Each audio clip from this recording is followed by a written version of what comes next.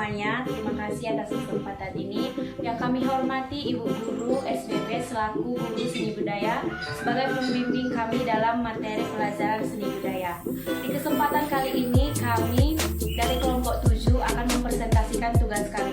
Sebelumnya kami akan memperkenalkan diri kami terlebih dahulu. Perkenalkan, nama saya Rihanna Bersyeba, saya dari kelas 11 IPA 6. Di sini saya sebagai moderator.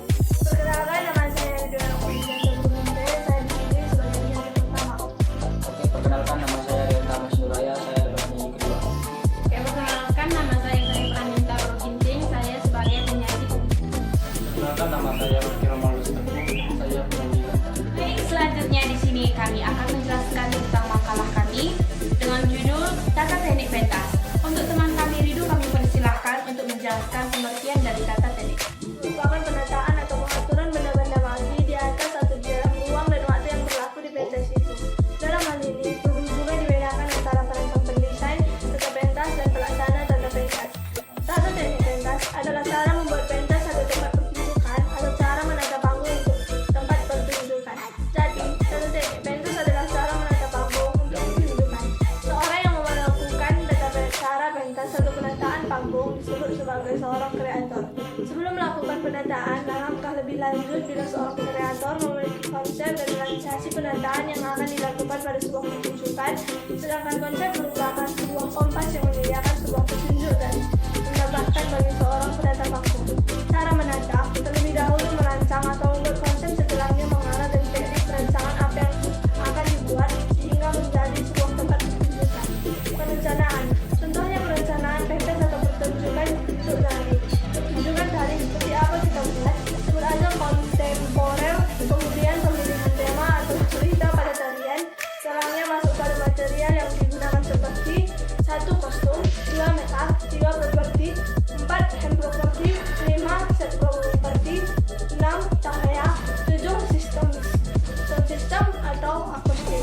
Penata pentas atau pentas merupakan pertunjukan yang diselenggarakan menurut kebutuhan.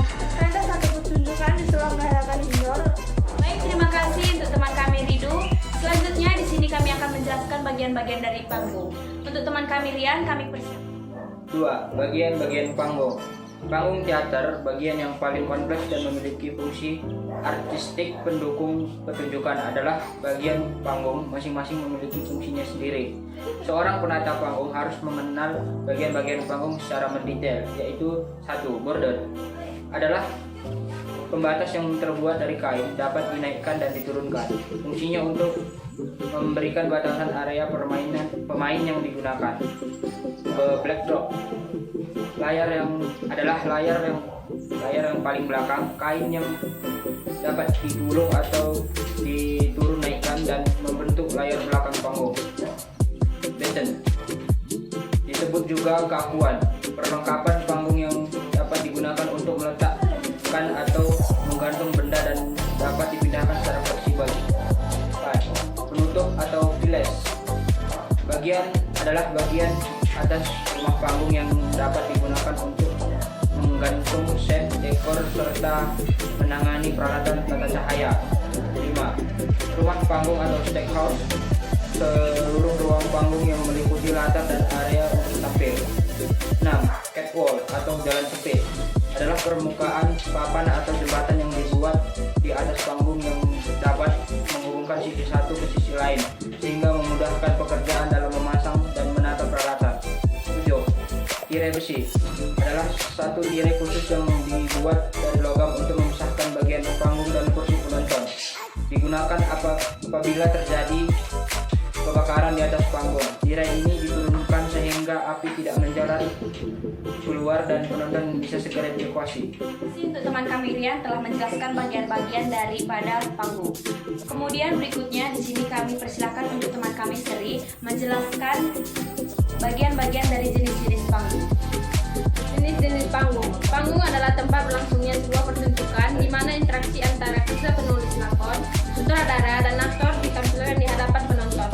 Jenis panggung yang sering digunakan adalah panggung persenium, panggung area, dan panggung truk.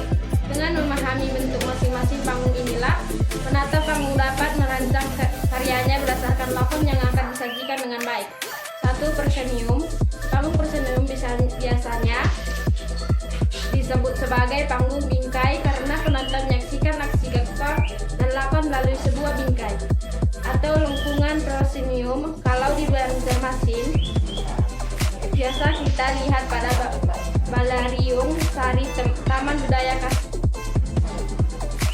Dua area. Panggung area adalah panggung yang penonton melingkar atau duduk melingkar panggung. Penonton sangat dekat sekali dengan pemain agar semua pemain dapat terlihat dari setiap sisi. Maka panggung dekor berupa bangunan tertutup vertikal tidak diperbolehkan karena dapat menghalangi pandangan penonton. Panggung area biasanya disebut sebagai tatapan atap atau tertutup.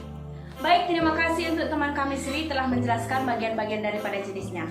Untuk yang berikutnya kami persilakan teman kami Rocky menjelaskan kesimpulan dari tata teknik pentas.